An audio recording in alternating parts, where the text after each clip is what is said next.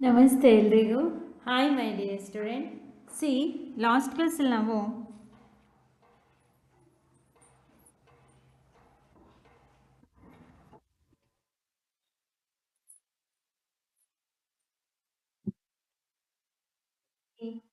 Fat foods ಅಂದರೆ carbohydrates, the component sources of carbohydrates ಅದ್ರ ಬಗ್ಗೆ ಡಿಸ್ಕಸ್ ಮಾಡಿದ್ವಿ. See next some sources of fats, ಕೊಬ್ಬಿನ ಕೆಲವು ಆಕಾರಗಳು. ಅಂದರೆ ನಮಗೆ ಕೊಬ್ಬು ಅನ್ನೋದು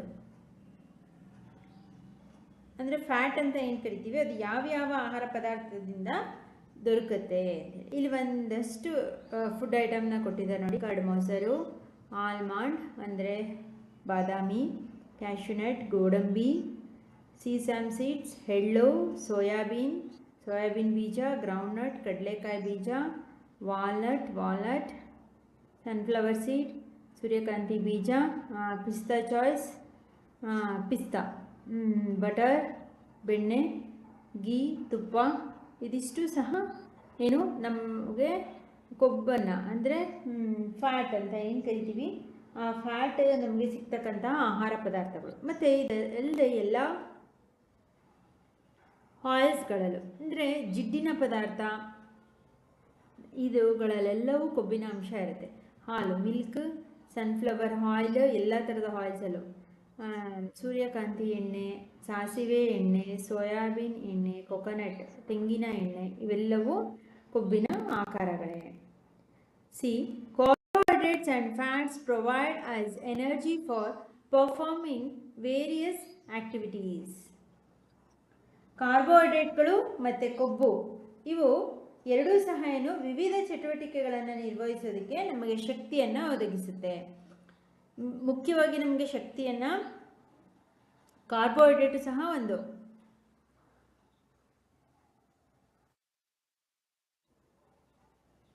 ಕಾರ್ಬೋಹೈಡ್ರೇಟ್ ಅಲ್ಲದೆ ಫ್ಯಾಟ್, ಕೊಬ್ಬು ಸಹ ಏನು ನಮಗೆ ನಮ್ಮ ಇತರ ಚಟುವಟಿಕೆಗಳಿಗೆ, ನಾವು ಓಡಬೇಕು, ನಿದ್ದೆ ಮಾಡಬೇಕು, ಆಟ ಆಡಬೇಕು, ಯಾವುದೋ ಕಠಿಣ ಕೆಲಸಗಳನ್ನು ಮಾಡಬೇಕು, ಇದೆಲ್ಲದಕ್ಕೂ ಶಕ್ತಿ ಬೇಕು ಅಂದರೆ ಕಾರ್ಬೋಹೈಡ್ರೇಟ್ ಜೊತೆಗೆ ಈ ಕೊಬ್ಬು ಸಹ, ಫ್ಯಾಟು ಸಹ ನಮಗೆ ಶಕ್ತಿಯನ್ನು ಒದಗಿಸುತ್ತದೆ.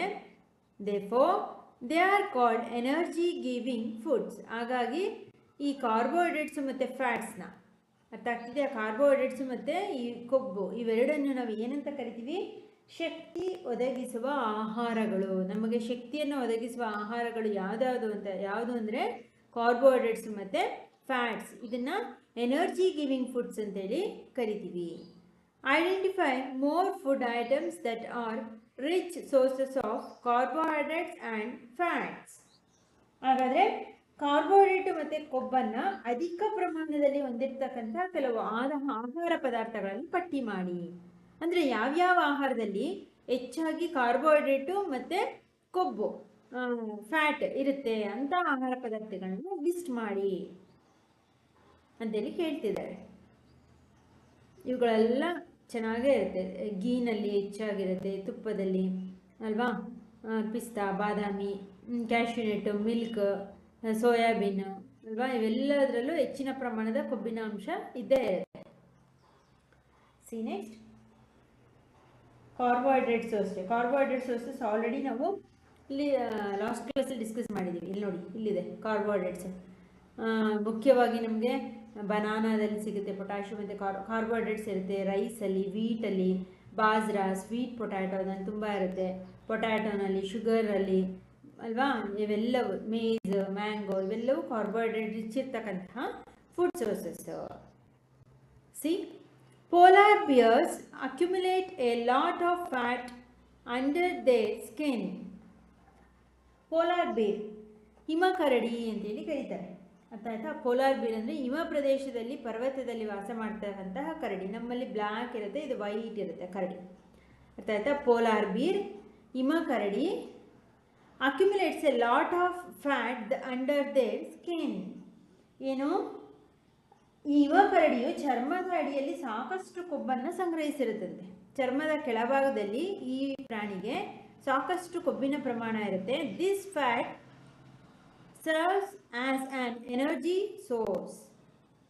ಈ ಪ್ರಾಣಿಯ ಚರ್ಮದ ಅಡಿಯಲ್ಲಿ ಕೆಳಭಾಗದಲ್ಲಿ ಇರ್ತಕ್ಕಂತಹ ಕೊಬ್ಬು ಶಕ್ತಿಯ ಆಕಾರವಾಗಿ ಅದಕ್ಕೆ ಬಳಕೆಯಾಗುತ್ತೆ, ಉಪಯೋಗಕ್ಕೆ ಬರುತ್ತೆ. It supports them during their months long winter sleep hibernation ಅಂತೇಳಿ ಕರೀತಾರೆ. ಒಂದು ಶಿಶಿರ ನಿದ್ದೆ ಅಂತೇಳಿ ಕರೀತಾರೆ. ಅಂದರೆ ಹಿಮ ಬೀಳ್ತಕ್ಕಂತಹ ಪರ್ವತಗಳಲ್ಲಿ ತಿಂಗಳಾನುಗಟ್ಟಲೆ ಈ ಚಳಿಗಾಲದಲ್ಲಿ ಹಿಮ ಬೀಳೋದಕ್ಕೆ ಸ್ಟಾರ್ಟ್ ಆಗುತ್ತೆ. ಆಗ ಅದಕ್ಕೆ ಯಾವುದೇ ರೀತಿ ಆಹಾರ ಹುಡ್ಕೊಂಡೋಗಿ ತಿನ್ನೋದಕ್ಕೆ ಸಿಗಲ್ಲ, ಆಹಾರಗಳು ಸಿಗಲ್ಲ. ಆಗ ಅದು ಶಿಶಿರ ನಿದ್ದೆ ಅಂತೇಳಿ ಕರೀತಾರೆ. ಹೈಬರ್ನೇಷನ್, ನಿದ್ರೆ ಮಾಡಿಬಿಡುತ್ತೆ, ನಿದ್ರೆ ಜಾರುತ್ತೆ. ಆವಾಗ ನಿದ್ರೆ ಮಾಡೋಕ್ಕೂ ನಮಗೆ ಹಶ್ವಾಗ್ತಿರುತ್ತಲ್ಲ, ಹೊಟ್ಟೆ ತುಂಬಿಲ್ಲ ಅಂದರೆ ಹಶ್ವಾಗ್ತಿರುತ್ತೆ, ಎನರ್ಜಿ ಬೇಕು ನಿದ್ದೆ ಮಾಡೋದಕ್ಕೂ ಅಲ್ವಾ. ಈ ಥರ ತಿಂಗಳುಗಟ್ಟಲೆ ದೀರ್ಘ ಅವಧಿಯಲ್ಲೇ ಚಳಿಗಾಲದ ನಿದ್ರೆಯಲ್ಲಿ ಅಂದರೆ ಶಿಶಿರ ನಿದ್ರೆಯಲ್ಲಿ ಇದೇನು enabling them to survive without heating. ಈ ಒಂದು ಪೋಲಾರ್ ಬೀರು ಏನನ್ನೂ ಸೇವಿಸದೆ, ಏನನ್ನೂ ತಿಂದೆ ಜೀವಂತವಾಗಿರೋಕ್ಕೆ ಸಹಾಯ ಮಾಡದೆ ಈ ಸ್ಟೋರ್ಡ್ ಫುಡ್, ಅರ್ಥ ಆಗ್ತಿದೆಯಾ? ಅದರ ಚರ್ಮದ ಕೆಳಭಾಗದಲ್ಲಿ ಇರ್ತಕ್ಕಂಥ lot of fat under their skin. Polar ಬೀರಲ್ಲಿ ಹಿಮಕರಡಿಯ ಚರ್ಮದ ಕೆಳಭಾಗದಲ್ಲಿ ಶೇಖರಣೆಗೊಂಡಿರ್ತಕ್ಕಂತಹ ಈ ಕೊಬ್ಬು ಅದು ಚಳಿಗಾಲದಲ್ಲಿ ದೀರ್ಘಕಾಲದವರೆಗೆ, ತಿಂಗಳುಗಳು, ಸುಮಾರು ತಿಂಗಳುಗಳವರೆಗೆ ಅದು ಊಟನೇ ಮಾಡದೆ ಇದ್ರೂ ಸಹ ಅದು ನಿದ್ರೆ ಮಾಡಿಕೊಂಡೆ ಜೀವಂತವಾಗಿ ಉಳಿಯೋದಕ್ಕೆ ಸಹಾಯ ಮಾಡದೆ ಈ ಫ್ಯಾಟ್, ಅರ್ಥ ಆಯ್ತಾ? ಅದನ್ನು ಹೈಬರ್ನೇಷನ್ ಅಂತ, ಶಿಶಿರ ನಿದ್ರೆ ಅಂತೇಳಿ ಕರೀತಾರೆ. ಅದು ಆ ಟೈಮಲ್ಲಿ ತುಂಬ ಹಿಮ ಬೀಳ್ತಿರುತ್ತೆ, ಏನೂ ತಿಂದೇನೆ ಜೀವಂತವಾಗಿ ಇರುತ್ತೆ, ಅರ್ಥ ಆಯ್ತಾ? ಹಾಗಾದರೆ ಈ ಪೋಲಾರ್ ಬೇರ್ ಬಗ್ಗೆ ಇನ್ನೂ ಹೆಚ್ಚಿನ ಮಾಹಿತಿಯನ್ನು ನೀವು ಸಂಗ್ರಹಿಸಬೇಕು ಲೈಬ್ರರಿಗಳಲ್ಲಿ, ಅರ್ಥ ಆಯ್ತಾ? ಅಂದರೆ ಪರ್ವತ ಪ್ರದೇಶದಲ್ಲಿ ವಾಸಿಸ್ತಕ್ಕಂತಹ ಹಿಮಕರಡಿಯ ಜೀವನ ಶೈಲಿ ಏನು, ಅದು ಏನೇನು ತಿನ್ನುತ್ತೆ, ಅದಕ್ಕೆ ಫ್ಯಾಟ್ ಹೇಗೆ, ಯಾವ ಫುಡ್ಡಿಂದ ಅದಕ್ಕೆ ಫ್ಯಾಟ್ ಸಿಗುತ್ತೆ. ಸಿ ನೆಕ್ಸ್ಟ್, ಕಾರ್ಬೋಹೈಡ್ರೇಟ್ಸ್ ಆಯಿತು, ಫ್ಯಾಟ್ಸ್ ಆಯಿತು. ಪ್ರೋಟೀನ್ಸ್ ನೋಡಿ. Proteins are also an important part of our food. Protein ಅನ್ನೋದು ಸಹ ನಮ್ಮ ಆಹಾರದ ಒಂದು ಪ್ರಮುಖ ಭಾಗವಾಗಿದೆ. Milk products and pulses are good sources of protein. ಯಾವುದಾದ್ರಲ್ಲೆಲ್ಲ ಪ್ರೋಟೀನ್ ಇರುತ್ತೆ?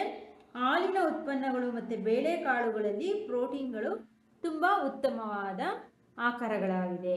ಪಲ್ಸಸ್ ಅಂದರೆ ಕಾಳುಗಳು, ಎಲ್ಲ ಥರದ ಕಡಲೆಕಾಳು, ಹಸಿರು ಕಾಳು, ಉದ್ದಿನಕಾಳು, ಅವರೆಕಾಳು, ತೊಗರಿಕಾಳು, ಇವೆಲ್ಲವು ಅಂತ ಹಾಲಿನ ಉತ್ಪನ್ನಗಳು, ಬೆಣ್ಣೆ, ತುಪ್ಪ, ಮೊಸರು, ಇವೆಲ್ಲವು ಅಂದರೆ ಗುಡ್ ಸೋರ್ಸಸ್ ಆಫ್ ಪ್ರೋಟೀನ್. ಕಾಳುಗಳು ಮತ್ತು ಬೇಳೆಕಾಳುಗಳು ಮತ್ತು ಹಾಲಿನ ಉತ್ಪನ್ನಗಳು ಪ್ರೋಟೀನ್ನ ಉತ್ತಮ ಆಕಾರಗಳು. Sports persons need proteins in large quantities to build their muscles. Sports persons, ಕ್ರೀಡಾಪಟುಗಳು, ಯಾರ್ಯಾರು ಎಲ್ಲ ಥರದ ಕ್ರೀಡಾಪಟುಗಳು, ಅವ್ರಿಗೆ ಇಂಥವ್ರು ಅಂತಲ್ಲ, ಯಾರು ಹೆಚ್ಚಾಗಿ ಸ್ಪೋರ್ಟ್ಸ್ಗಳನ್ನ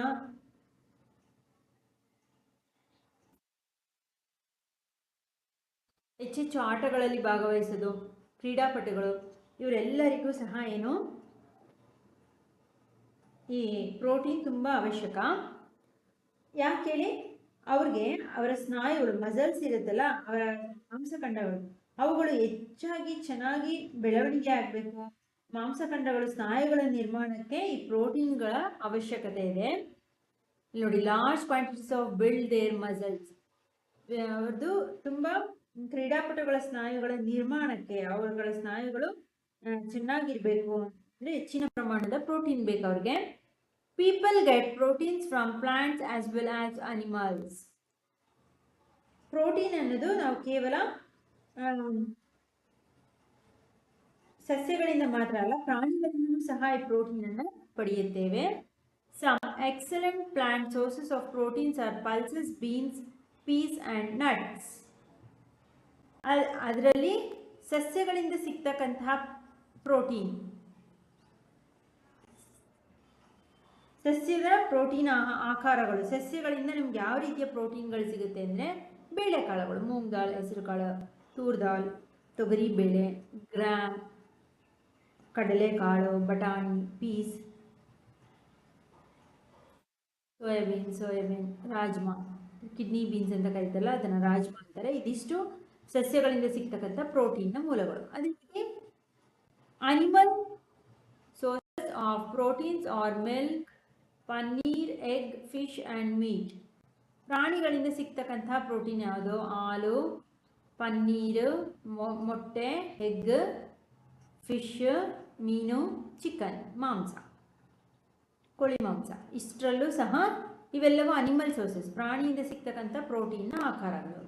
ಸಮ್ ಸೋರ್ಸಸ್ ಆಫ್ ಪ್ರೋಟೀನ್, ಒಟ್ಟಾರೆಯಾಗಿ ಪ್ರೋಟೀನ್ನ ಆಕಾರಗಳು ಅದು ಎಲ್ಲವೂ ಒಂದು, ಅದರಲ್ಲಿ ಪ್ಲಾಂಟ್ಸಿಂದ ಬೇರೆ, ಅನಿಮಲ್ಸಿಂದ ಬೇರೆ, ಈ ರೀತಿ ಡಿವೈಡ್ ಮಾಡಿ.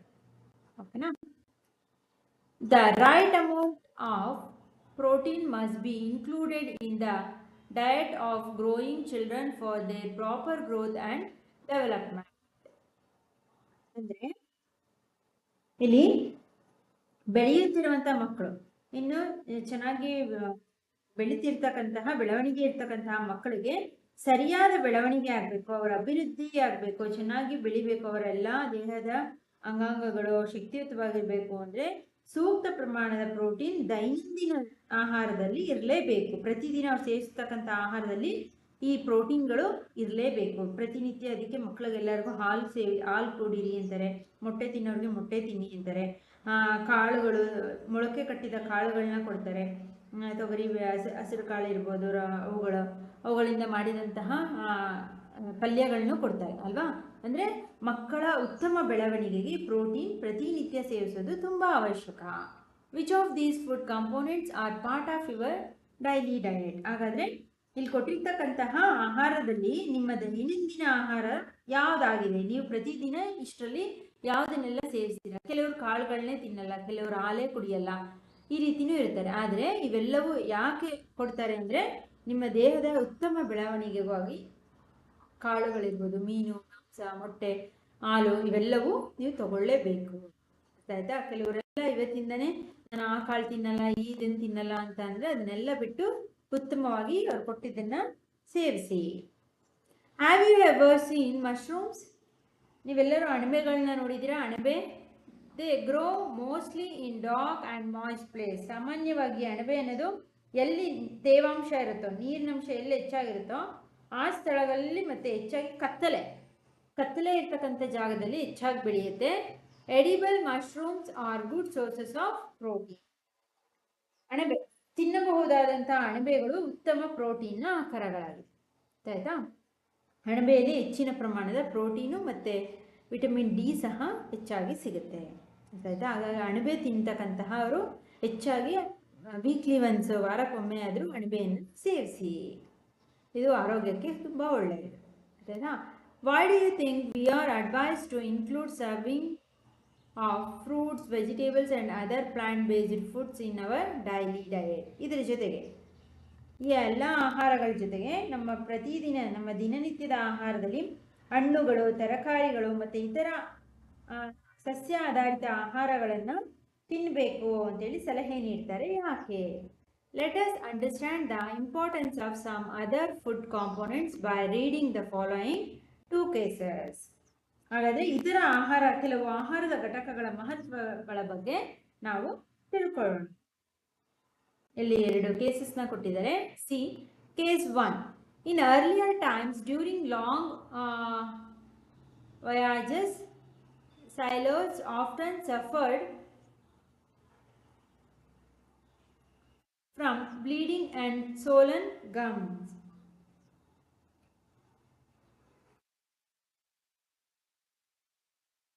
ಏನು? ವೈದ್ಯ ಅಂದರೆ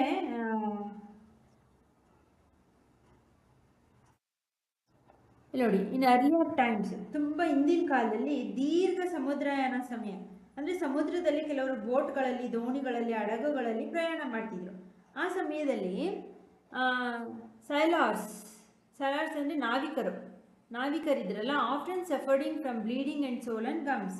ಹಾಗಾಗಿ ಅವ್ರಿಗೆ ರಕ್ತಸ್ರಾವ ಅಂದರೆ ರಕ್ತ ಹರಿತಾ ಇತ್ತು ಮತ್ತು ಒಸಡಿನ ಊತದಿಂದ ಬಳಲ್ತಿದ್ರು. ಆ ಬಾಯಿಯಲ್ಲಿ ರಕ್ತ ಸೋರುವಂಥದ್ದು, ಒಸಡುಗಳು ಊದಿಕೊಳ್ಳುವಂಥದ್ದು, ಬಾಯಿಯಲ್ಲಿ ಊತಗಳು ಕಂಡು ಬರ್ತಾ ಇತ್ತು. During the voyage in 1746, Scottish physician James Lane observed that sailors who consumed lemons and oranges recovered from these symptoms. 1740ರಲ್ಲಿ ಸಮುದ್ರಯಾನ ಸಮಯದಲ್ಲಿ ನಿಂಬೆಹಣ್ಣು ಮತ್ತು ಕಿತ್ತಳೆ ಹಣ್ಣುಗಳನ್ನು ಸೇವಿಸಿದ ನಾವಿಕರು ಈ ರೋಗಗಳಿಂದ ಚೇತರಿಸಿಕೊಂಡಿದ್ದನ್ನ ಒಬ್ಬ ಸ್ಕಾಟಿಷ್ ವೈದ್ಯ ಜೇಮ್ಸ್ ಲಿಂಡ್ ಗಮನಿಸಿದ. ಜೇಮ್ಸ್ ಲಿಂಡ್ ಎಂಬ ಒಬ್ಬ ಡಾಕ್ಟರು ಅವರು ಕಿತ್ತಳೆ ಹಣ್ಣು ಮತ್ತು ನಿಂಬೆಹಣ್ಣನ್ನು ಸೇವಿಸಿದಾಗ ಅವರ ಬಾಯಿಯ ಒಸಡಿನಲ್ಲಿ ರಕ್ತ ಸೋರೋದು, ಅವರ ಬಾಯಿಯ ಒಸಡಿನಲ್ಲಿ ಊತಗಳು ಕಮ್ಮಿ ಆದದ್ದನ್ನು. Bleeding and swollen gums are symptoms of a disease called scurvy. ಈ ರೀತಿ ಬಾಯಿಯಲ್ಲಿ ರಕ್ತಸ್ರಾವ, ಒಸಡಿನ ಊತ ಕಂಡುಬರುವಂತಹ ಈ ರೋಗದ ಲಕ್ಷಣಕ್ಕೆ ಸ್ಕರ್ವಿ ಎಂಬ ಹೆಸರಿದೆ. ಸ್ಕರ್ವಿ ರೋಗ ಎಂಬ ಅಂತೇಳಿ ಕರೀತಾರೆ. ಬಾಯಲ್ಲಿ ಬ್ಲೀಡಿಂಗ್ ಆಗ್ತಿದೆ, ಒಸಡುಗಳಲ್ಲಿ ರಕ್ತ ಬರ್ತಿದೆ, ಊದ್ಕೊಂಡಿದೆ ಅಂದರೆ ಅದನ್ನು ಯಾವ ರೋಗ ಅಂತಾರೆ? ಸ್ಕರ್ವಿ ಎಂಬ ರೋಗ ಅಂತೇಳಿ ಕರೀತಾರೆ. ಅಂದರೆ ಅವ್ರಿಗೆ ವಿಟಮಿನ್ ಸಿ ಕಡಿಮೆ ಆಗಿದ್ರೆ ಈ ರೋಗ ಕಂಡುಬರುತ್ತೆ. ಅರ್ಥ ಆಯ್ತಾ?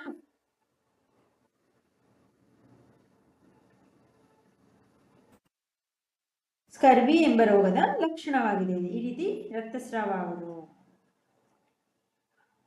ಇಷ್ಟರಲ್ಲಿ ಅಲ್ಲ, ನೆಕ್ಸ್ಟ್ ಕ್ಲಾಸಲ್ಲಿ ನಾವು ಕಂಟಿನ್ಯೂ ಮಾಡೋಣ. What do you interrupt to reading case 1 ಇದೊಂದು ಮುಗಿಸ್ಬಿಡ್ತೀನಿ. What do you interpret by reading case 1 what cures scurvy. ಹಾಗಾದರೆ ನೀವು ಪ್ರಕರಣ 1 ನೋಡಿದ್ರಲ್ಲ, ಅದನ್ನು ಏನಂತ ಅರ್ಥ ಮಾಡ್ಕೋತೀರಾ? ಸ್ಕರ್ವಿಯನ್ನು ಹಾಗಾದರೆ ಸ್ಕರ್ವಿ ಎಂಬ ರೋಗವನ್ನು ಗುಣಪಡಿಸೋದು ಹೇಗೆ ಅಂತೇಳಿ ಕೇಳ್ತಿದ್ದಾರೆ. Lemons and oranges helps in curing scurvy. ಹಾಗಾದರೆ ಕಿತ್ತಳೆ ಮತ್ತು ನಿಂಬೆ ಹಣ್ಣನ್ನು ಸೇವಿಸೋದ್ರಿಂದ ಸ್ಕರ್ವಿ ಎಂಬ ರೋಗವನ್ನು ಗುಣಪಡಿಸೋದಕ್ಕೆ ಸಹಾಯ ಆಗುತ್ತೆ. Scurvy is caused due to deficiency of vitamin C. ಈ ಸ್ಕರ್ವಿ ಎಂಬ ರೋಗ ಹೇಗೆ ಉಂಟಾಗುತ್ತದೆ? ನಮ್ಮ ದೇಹದಲ್ಲಿ ವಿಟಮಿನ್ ಸಿಯ ಕೊರತೆ, ಅಂದರೆ ವಿಟಮಿನ್ಸ್ ಅಂದರೆ ಜೀವಸತ್ವ ಸಿ ಕೊರತೆಯಿಂದಾಗಿ ಸ್ಕರ್ವಿ ಎಂಬ ರೋಗ ಉಂಟಾಗುತ್ತದೆ. ಏನು ಸ್ಕರ್ವಿ ಎಂಬ ರೋಗ ಅಂದರೆ ಒಸಡಿನಲ್ಲಿ ರಕ್ತ ಮತ್ತು ಊದಿಕೊಳ್ಳುವುದು. ಇದು ಹೇಗೆ ಉಂಟಾಗುತ್ತೆ? ನಮ್ಮ ದೇಹದಲ್ಲಿ ಜೀವಸತ್ವ ಅಂದರೆ ವಿಟಮಿನ್ ಸಿ ಕೊರತೆ ಆದರೆ ಈ ರೀತಿ ಉಂಟಾಗುತ್ತೆ. ಆ ವಿಟಮಿನ್ ಸಿ ಯಾವುದ್ರಲ್ಲಿರುತ್ತೆ? ನಿಂಬೆಹಣ್ಣು, ಕಿತ್ತಳೆ ಹಣ್ಣಲ್ಲಿರುತ್ತೆ. ಅದನ್ನು ಸೇವಿಸಿದ್ರೆ ಈ ಸ್ಕರ್ವಿ ಎಂಬ ರೋಗ ವಾಸಿ ಮಾಡ್ಬೋದು. Vitamin C present in citrus fruits like lemons, orange helps in curing this diseases. ಈ ವಿಟಮಿನ್ ಸಿ ಎಂಬುದು ಕಿತ್ತಳೆ ಮತ್ತು ನಿಂಬೆ ಹಣ್ಣುಗಳು ಅಂದರೆ ಹುಳಿ ಇರ್ತಕ್ಕಂಥ ಸಿಟ್ರಸ್ ಹಣ್ಣುಗಳಲ್ಲಿ ಈ ಜೀವಸತ್ವ ಸಿ ಇರುತ್ತದೆ. ಈ ಜೀವಸತ್ವ ಸಿ ಇರ್ತಕ್ಕಂತಹ ಹಣ್ಣುಗಳನ್ನು ಸೇವಿಸೋದ್ರಿಂದ ಈ ರೋಗವನ್ನು ಗುಣಪಡಿಸಲು ಸಹಾಯ ಆಗುತ್ತದೆ. ಆಯ್ತಾ? ಇಷ್ಟರಲ್ಲಿ ನೆಕ್ಸ್ಟ್ ಕ್ಲಾಸಲ್ಲಿ ಕೇಸ್ 2 ಇಲ್ಲಿಂದ ಡಿಸ್ಕಸ್ ಮಾಡೋಣ. ಏನಾದ್ರು ಡೌಟ್ಸ್ ಇತ್ತು, ಅರ್ಥ ಆಗಲಿಲ್ಲ ಅದನ್ನು ಡಿಸ್ಕ್ರಿಪ್ಷನಲ್ಲಿ ಕಮೆಂಟ್ ಮಾಡಿ. ಆ್ಯಂಡ್ ಆದಷ್ಟು ವಿಡಿಯೋನ ನಿಮ್ಮೆಲ್ಲ ಫ್ರೆಂಡ್ಸ್ಗಳಿಗೂ ಶೇರ್ ಮಾಡಿ ಆ್ಯಂಡ್ ಸಬ್ಸ್ಕ್ರೈಬ್ ಮಾಡ್ಕೊಳ್ಳೋಕೆ ಹೇಳಿ. ಸಬ್ಸ್ಕ್ರೈಬ್ ಮಾಡಿಕೊಂಡ್ರೆ ಅವರು ಸರ್ಚ್ ಮಾಡೋ ಅವಶ್ಯಕತೆ ಇರಲ್ಲ, ನಾನು ಡೈಲಿ ಆಗ್ತಕ್ಕಂಥ ವೀಡಿಯೋಸ್. ಹಾಗಾಗಿ ಆ್ಯಂಡ್ ಅವ್ರು ಇಂಗ್ಲೀಷ್ ಮೀಡಿಯಮೋ ಕನ್ನಡ ಮೀಡಿಯಮೋ ಯಾರಾದರೂ ಆಗಲಿ ಅವ್ರಿಗೂ ಶೇರ್ ಮಾಡಿ ವೀಡಿಯೋಸ್ನ. ಅವರು ಸಹ ಕನ್ನಡದಲ್ಲಿ ಒಂದ್ಸಲ ಕೇಳಿದ್ರೆ ಅವ್ರಿಗೆ ಅರ್ಥ ಆಗುತ್ತೆ ನೀಟಾಗಿ. ಸೈನ್ಸು ಕಷ್ಟ ಅನ್ಸಲ್ಲ. ಹಾಗಾಗಿ ಇವತ್ತಿನ ಹೋಮ್ವರ್ಕ್ ಕ್ವಶನ್ಸ್ನ ತಗೊಳ್ಳಿ. ಆದಷ್ಟು ಹೋಮ್ವರ್ಕ್ ಕ್ವಶನ್ಸ್ಗೆ ನೀವೇ ಆನ್ಸರ್ ಮಾಡೋದಕ್ಕೆ ಟ್ರೈ ಮಾಡಬೇಕು. ಓಕೆನಾ? List some sources of fats. 10 sources of list 10 sources of fats. 10 ಕೊಬ್ಬಿನ ಆಕಾರಗಳನ್ನು ಹೆಸರಿಸಿ. ಇಲ್ಲಿ ಎಷ್ಟೊಂದು ಸಿಗುತ್ತೆ ಅದರಲ್ಲಿ 10 ಬರೀರಿ.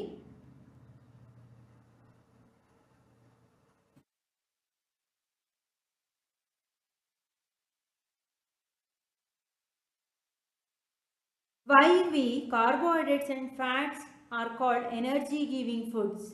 ಯಾಕೆ ನಾವು ಕಾರ್ಬೋಹೈಡ್ರೇಟ್ಸ್ ಮತ್ತು ಫ್ಯಾಟ್ನ ಎನರ್ಜಿ ಗಿವಿಂಗ್ ಫುಡ್ ಅಂತ ಕರಿತೀವಿ ಅಂತ ಬರಿಬೇಕು.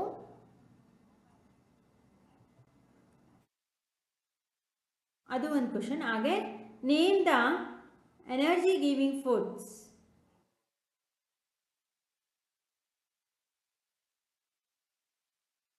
Name the energy giving food. Energy ಶಕ್ತಿ ಒದಗಿಸುವ ಆಹಾರದ ಹೆಸರಿಸಿ. ಆ ಥರ ಕೇಳಿದ್ರು ಅಂತೆ. Write a short note on polar bears. Polar bear ಬಗ್ಗೆ ಒಂದು ಸಣ್ಣ ಟಿಪ್ಪಣಿಯನ್ನು ಬರೀರಿ.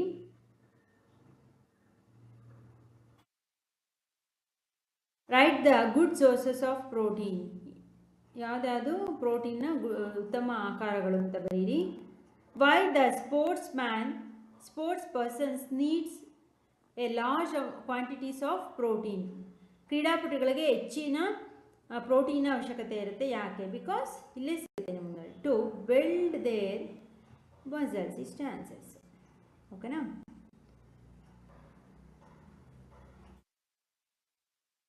List the plant sources of protein and list the animal sources of protein. ಸಸ್ಯದಿಂದ ಸಿಗ್ತಕ್ಕಂಥ ಪ್ರೋಟೀನ್ಗಳು, ಪ್ರಾಣಿಯಿಂದ ಸಿಗ್ತಕ್ಕಂಥ ಪ್ರೋಟೀನ್ಗಳನ್ನ ಲಿಸ್ಟ್ ಮಾಡಿ.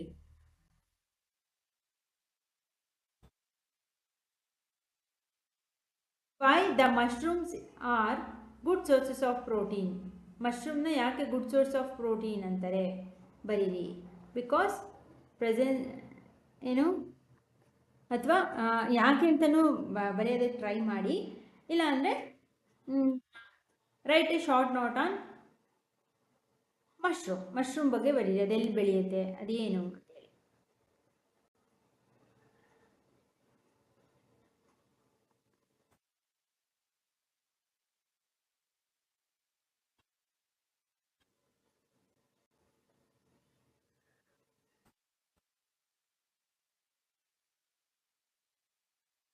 Next, why the sailors suffered from bleeding and swollen gums. ಯಾಕೆ ಸೆಲರ್ಸ್ ಬ್ಲೀಡಿಂಗ್ ಗಮ್ಸ್ ಮತ್ತು ಇದರಿಂದ ಸಫರ್ ಮಾಡ್ತಿದ್ರು ಅಂತೇಳಿ ಬರಿಬೇಕು. ಬಿಕಾಸ್ ಏನು, ಡಿಫಿಷಿಯನ್ಸಿ ಆಫ್ ಸ್ಕರ್ವಿ. ಯಾಕೆ ಅಂದರೆ it causes deficiency of scurvy diseases ಇತ್ತು ಹಾಗಾಗಿ. Name the vitamin C sources. Vitamin C ಆಕಾರಗಳು ಯಾವ್ದ್ಯಾವುದು ಅಂತ ಬರೀರಿ. ಯಾವ್ದ್ಯಾವುದು ಅಂತ ನೇಮಿಂಗ್ ಮಾಡಬೇಕಂದ್ರೆ ಸಿಟ್ರಸ್ ಫ್ರೂಟ್ಸ್ ಯಾವುದಿದೆ, ಕಿತ್ತಳೆ ಹಣ್ಣು, ಮೋಸಂಬಿ ಹಣ್ಣು, ನಿಂಬೆ ಹಣ್ಣು, ಇದೆಲ್ಲ ವಿಟಮಿನ್ ಸಿ ಆಕಾರಗಳೇ. And what is define scurvy. Scurvy ಅಂದರೆ ಏನು? Is a disease.